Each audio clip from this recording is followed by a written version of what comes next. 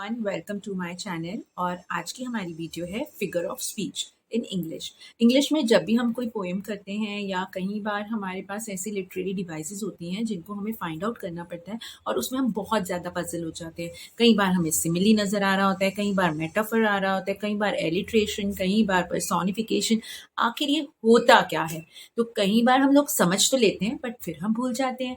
तो आज इस वीडियो के बाद आप बिल्कुल इसको नहीं भूलोगे। आज हम इनको अपने जो डाउट्स हैं उनको वॉश कर लेंगे और उसके लिए वॉशिंग के लिए हम लेंगे शैम्पू। तो आप सोच रहे होंगे मैम शैम्पू क्यों यूज कर रही हैं, हम तो डिवाइसेस कर रहे हैं, फिगर ऑफ स्पीच कर रहे हैं, तो उसमें शैम्पू का क्या काम? ये शैम्पू बहुत काम का है। तो आइए देखते हैं किस तरीके से ये शैम्पू आपको कभी भी फिगर ऑफ स्पीच भूलने नहीं देगा। So are you all ready? Let's start. यहाँ पे देखेंगे आप ये शैम्पू, जी हाँ, SHAMPOO। तो these are related to our figure of speech, like S for simile, H for hyperbole, A for alliteration, M for metaphor, P for personification, O for oxymoron, O for onomatopoeia. So these are the figure of speech. तो अब आप बताइए shampoo है ना कितने काम का, तो आप इस शैम्पू को याद रखिएगा। Now let's start with the one by one explanation of each of the topic.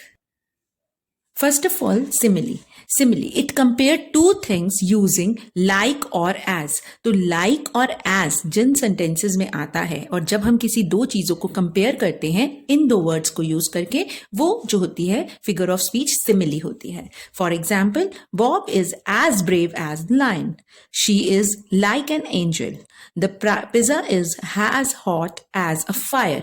तो अब आप यहाँ पे देखेंगे all these words are shaded. तो यहाँ पे as और like यूज हुआ है, इसलिए this is a simile. H, hyperbole, is a figure of speech that uses exaggeration or the overstatement for the dramatic or a comic effect. जब हम बहुत ही किसी चीज को बहुत बड़ा चढ़ा कर बोलते हैं, बहुत ही ज्यादा उसमें कुछ ड्रामेटिक और कोई कॉमिक इफेक्ट देना चाहते हैं, तो वहां पर हमारी figure of speech hyperbole use होती है। For example, I am so hungry, I can eat horse. तो आप इतने भूखे हो कि आप हॉर्स भी खा लेंगे। I have a mountain of homework, I have million toys at my home. So आप देखिए यहाँ पर ये चीज कितनी ओवर स्टेटमेंट है, कितनी एग्जैजरेट करके बताई गई है। तो इसलिए यहाँ पर जो फिगर ऑफ स्पीच है that is hyperbole.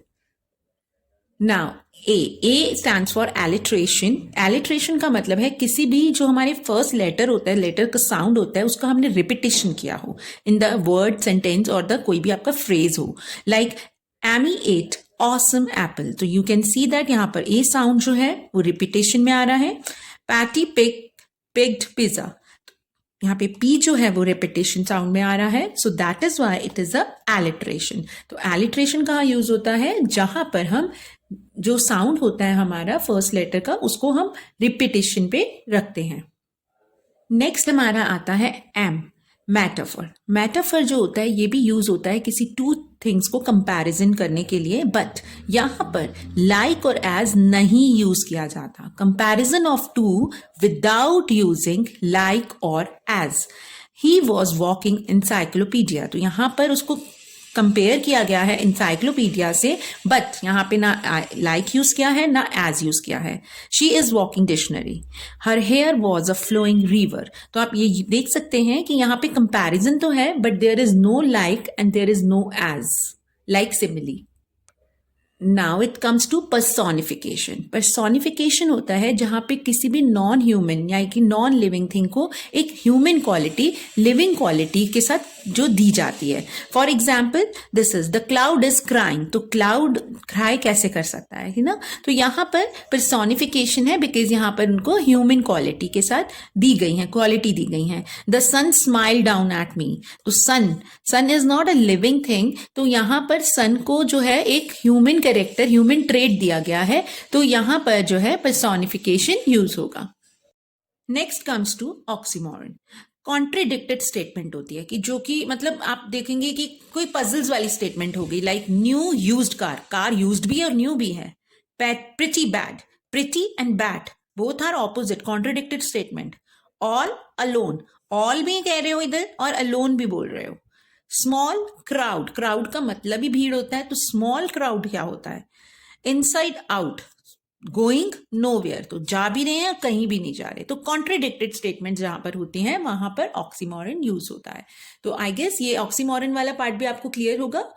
Next is onomatopoeia, a word that imitate the sound. जब भी हम कुछ साउंड से जो हम आवाज लगा देते हैं, जैसे ड्रिप, पानी के टिप टिप करने की आवाज को हम करते हैं oops, boom, cool, ouch, oh. So these kind of sounds जो होते हैं, वो वर्ड्स जो होते हैं, उनकी फिगर ऑफ स्पीच जो होती है वो होती है ऑनोमोटोपिया।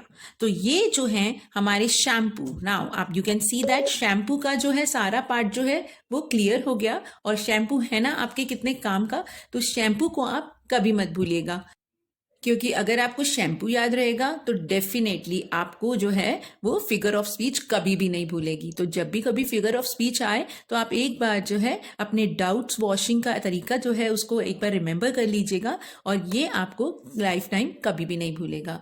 तो अगर आपको ये वीडियो अच्छा लगा हो, please like, subscribe and share. Thank you.